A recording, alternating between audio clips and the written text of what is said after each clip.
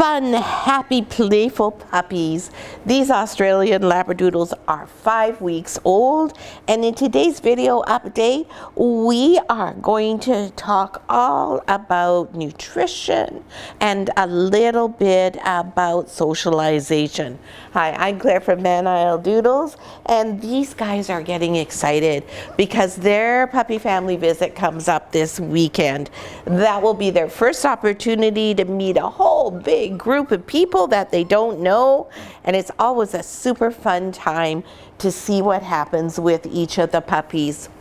Now, when we have our puppy family visits, sometimes people feel that, oh, puppy pink collar was very shy. It's not that they're shy, it's just every puppy responds a different way at a different time and in a different situation. So for some puppies, when we do our family visit, they're well on their way to being gregarious and confident and outgoing because that is perhaps part of their nature, or they've just matured a little bit more quickly in terms of not worrying about who they meet. Then we have other puppies who like to sit back, look, and think, what is going on? Who are all these people? What is all this noise? All these smells? They're totally bombarded by all these new experiences, and they may shake, and they may go, oh, I don't want to do this. They may go and hide behind someone, and they may not come out and interact for a while. And then tomorrow morning, the day after the visit, we'll come in here, and I can guarantee that the puppy who was what everyone at the visit deemed as being the shy one will be the one who's charging out first in line saying, pick me, pick me, pick me, because that experience will have been positive for them. They will have developed a whole new level of confidence, and they'll have realized that, oh, this is really fun when you get to hang out with people. So the family visit is fun for you to come and see your puppy. It's also extraordinarily important for your puppy to be able to experience that. Now, if you're thinking about buying a puppy and your breeder does not have you over for a family visit in a group, I would strongly caution against that, because it is so important for your puppy to have that opportunity. It really plays a big role in developing the puppy's character and temperament. It just gives them confidence, and this is what we're talking about when we talk about socialization, a new experience that's positive.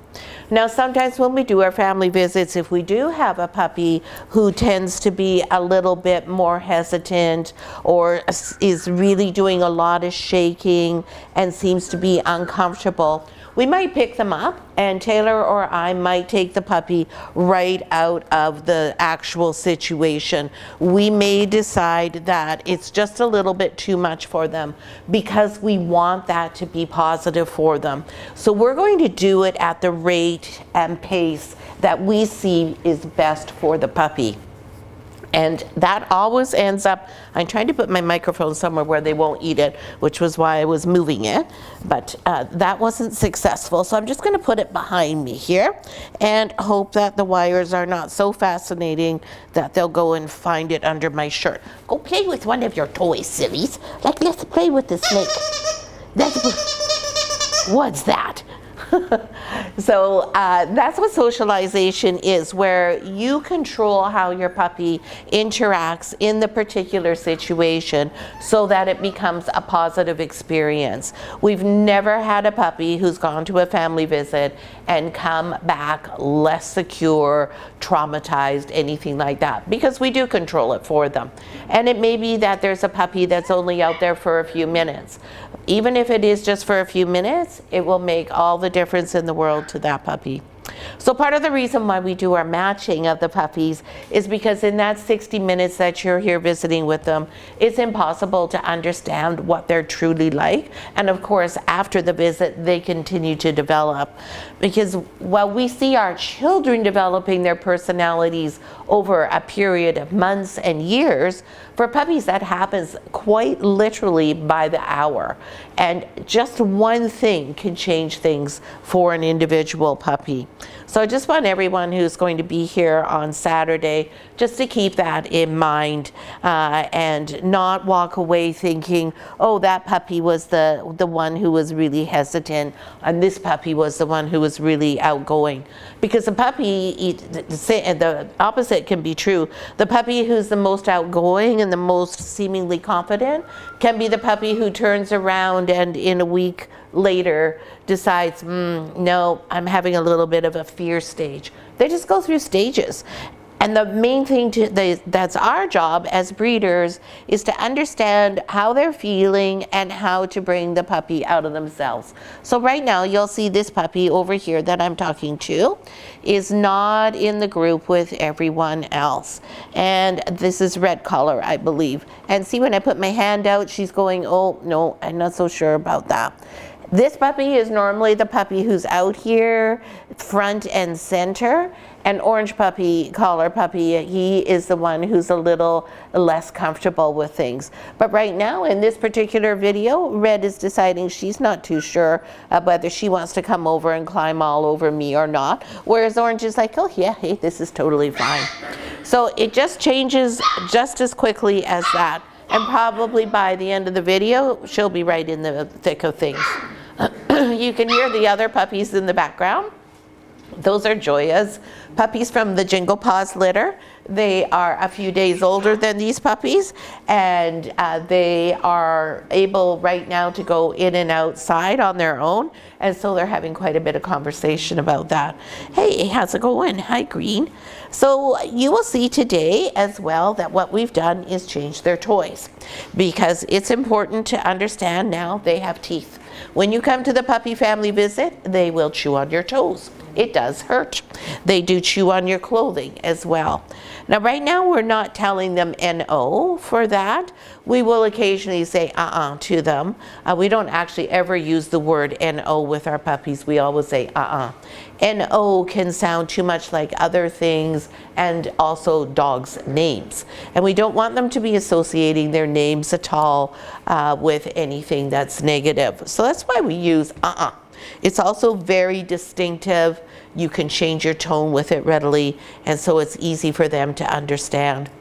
Now you can see right now I'm getting blue collars, ouch, chewing on my toes, and I'm letting him ouch and just saying ouch because I want him to start to understand and learn what my skin smells, feels, and tastes like. Ouch!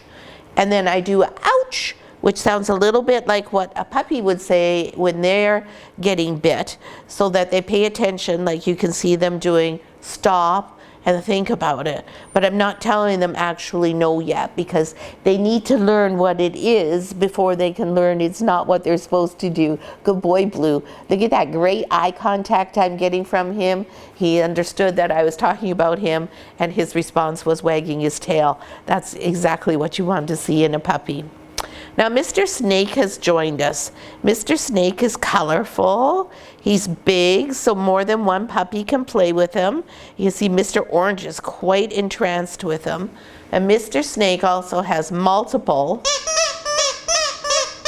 squeakers. See how everyone's looking?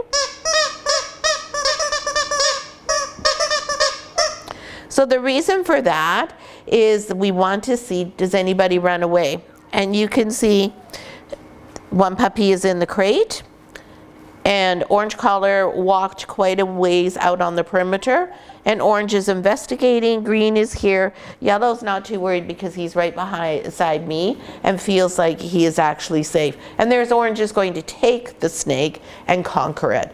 So this is another way when we're doing our puppy assessments that we tell what our puppies are like. We give them something like that, and then we see what the response is. And you'll go play with the snake instead of my toes. Now over beside the toys you can see there is a pan of food. This is the puppy's breakfast. They didn't finish it all. This is raw food that they had this morning, and the protein they had is, what did they have, Reynolds? They have lamb. So this is ground lamb, vegetables, and bones organs in there. So they are, this litter, still getting used to not having Posy. Posy is not here intentionally because you wish Posy was here? I'm sorry, Mommy's not here. No, you don't like that. What Posy has been doing is opening the gate to their puppy enclosure and coming in and nursing her puppies. Posy is going home after the family visit, so it's important that she doesn't have any milk when she goes home. But Posy has decided she does not like my plan and she wants to be with her puppies all the time. So she figured out how to get her paw and her teeth on the latch, slide it, unlock it, and open the gate. It's amazing how smart these dogs can be. So these guys have had Mom in here all sorts of times when they ought not to have, and as a result they're not eating all of their raw food because they're full. They've got a milk bar. The milk bar is easy, it's warm, it's comforting. Why would we choose to eat something out of a pan that is work when we've got Mom right here? So we have Posy completely blocked off from her puppies now.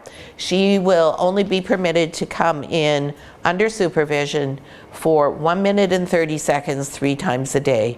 And then starting on Wednesday, that'll be twice a day. And by Saturday, it'll just be the one time she sees the puppies at the family visit. So sometimes we have to be a little more strict with our moms.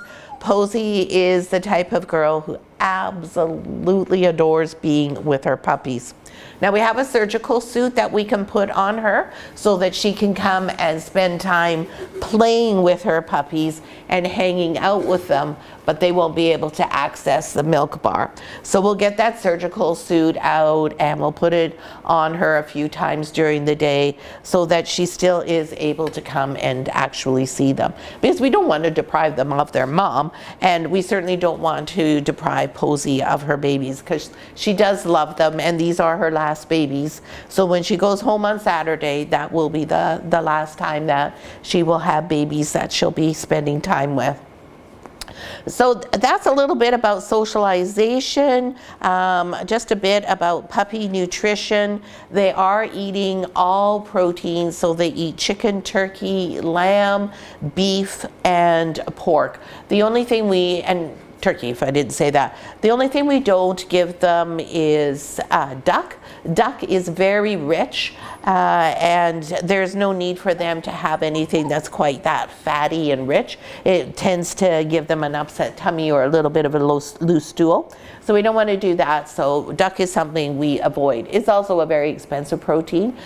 We also don't feed them things like buffalo, kangaroo, llama. None of those things are needed for the dogs, and those are more if your dog has a weight management problem or if you have a different breed that has some type of sensitivity. So when they go home to you, they will be able to eat any and all proteins. They'll be familiar with them. They have not started on freeze-dried yet. But we will give them some freeze-dried before it's going home day.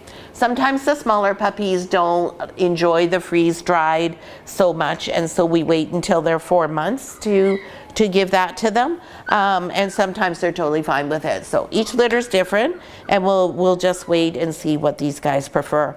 So then when we make up your food box for you for going home with your puppy, then they will have the food in it that they like the best. Because our goal is when they go home with you that you are able to readily establish a good solid eating pattern, which is really key.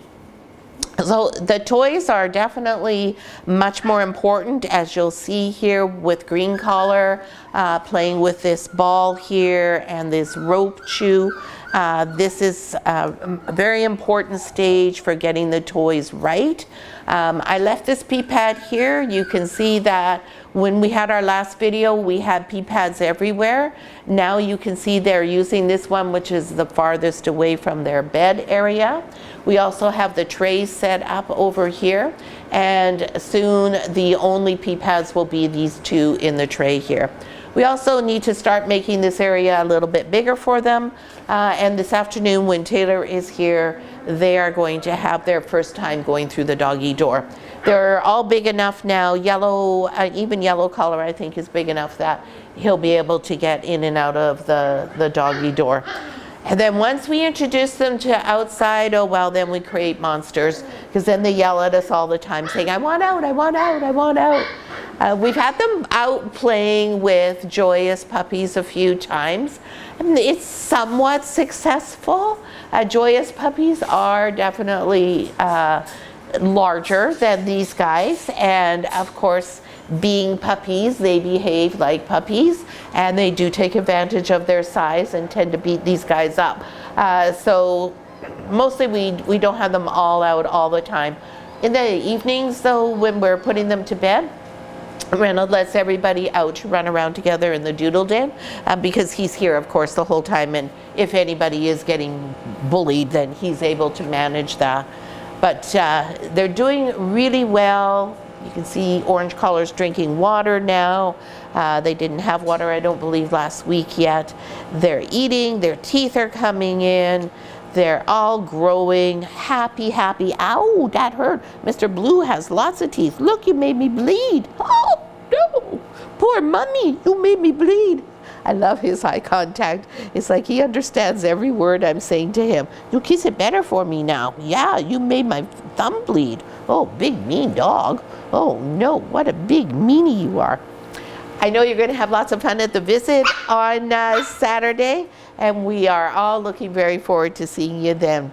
Thanks so much for watching. If you have a second, could drop us a comment. Terrific. If you have any questions, don't hesitate to ask, or just a thumbs up is always very much appreciated. And we'll see everybody on Saturday.